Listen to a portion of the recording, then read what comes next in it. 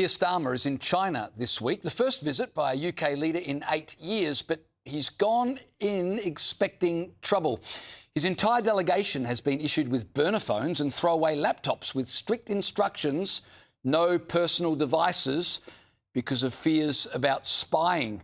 Joining me now is Sky News contributor Kosha Garda. Kosha, Starmer taking burner phones to China. What does that tell you about how much trust really exists here?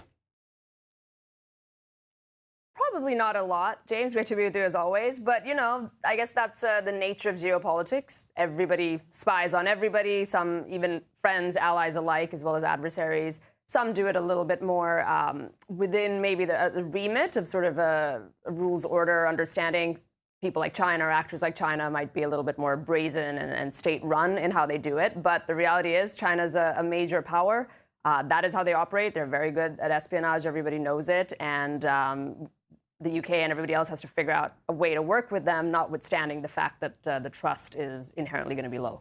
Well, I was going to say, if you need to take a throwaway laptop just to do diplomacy, I'm not sure how you build any real trust. And, of course, this is happening while the UK is allowing the Chinese to build a massive embassy in the centre of London, close to communication cables. Is there not a disconnect between those two positions?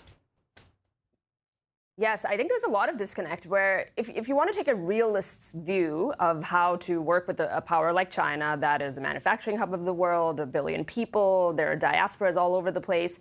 There are other things such as, okay, the embassy that you mentioned, immigration policy is like the big elephant in the room of how much you're allowing them into Western universities, and is that where spycraft is happening, among other things, trade relationships, all of that. And it feels often like a lot of these Western powers are not really taking any of that stuff seriously, while maybe showboating a little bit about China, and then doing things like this, which feels a little bit performative. I don't think taking burner laptops and phones is the answer if you're turning a blind eye to all of those other things, if you're really serious about shaking up the relationship and the way you manage China. Indeed. All right, let's go to the US. Jimmy Kimmel has broken down in tears on air after Minneapolis ICU nurse Alex Pretty was shot dead in an altercation with ICE agents. Kimmel says he spent the weekend shocked and sick and told the Pretty family, "You are not alone." Have a look. If our leaders are intentionally creating and encouraging violence and fear, then I hope you will also agree we need new leaders, because these are not leaders.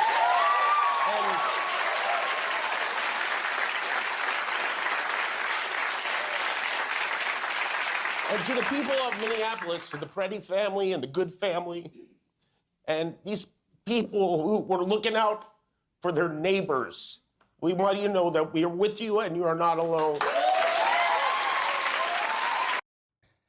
Now, Kosha, everyone believes the death of Pretty was a tragedy, but has Jimmy Kimmel ever cried about US citizens being assaulted, raped or murdered by illegals? That would be a no, and it really is extra unfortunate, or again, performative, actually, just to go back to that point, because Jimmy Kimmel loves to cry on camera. He loves it. I was looking it up. He cried at the end of his show, like his closing episode of 2025. He cried after he was taken off the air because of the way he handled Charlie Kirk, who I also note he did not shed a tear for, but did quite the opposite. He cried the day after Trump got elected in 2024. His very next show, he shed tears over that. So he seems to have no problem shedding a whole bunch of tears for all sorts of things, but I don't think he ever found one for Lake and Riley or Jocelyn and Ngare and all these other examples of people, Kate Steinle, who have been brutalized, assaulted, and killed by illegals. The feds are doing their job. As you say, it is tragic. It is a mess, for sure, the way things are going down there. But that is unfortunately what it looks like. If you've got upwards of 20 million illegals, you have states that are not cooperating with the feds. You had the population that voted for this mandate, and the team is trying to deliver on that mandate. And unfortunately, that does get ugly. A reporter at the Australian Open tennis tournament wanted to talk about Trump's controversial roundup of illegal migrants. But a US tennis player, Lerner Tien, was having none of it. Have a look. It's been a big day for both you and Iva Jovic. You really sort of feel like the future of American tennis between you. It's also interesting that you're both second-gen immigrants to the US. Like, in the context of everything that's happening at the moment with Trump and ICE, like, what does your heritage mean to you, and how important are immigrants to America and American sport today? Sorry, I don't really want to talk about that right now.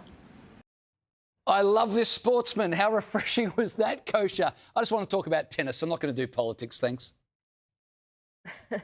Very. It reminded me of Sydney Sweetie, who went viral doing something similar a couple of months ago. And, of course, the OG Michael Jordan and his famous line in the 90s, Republicans buy sneakers too.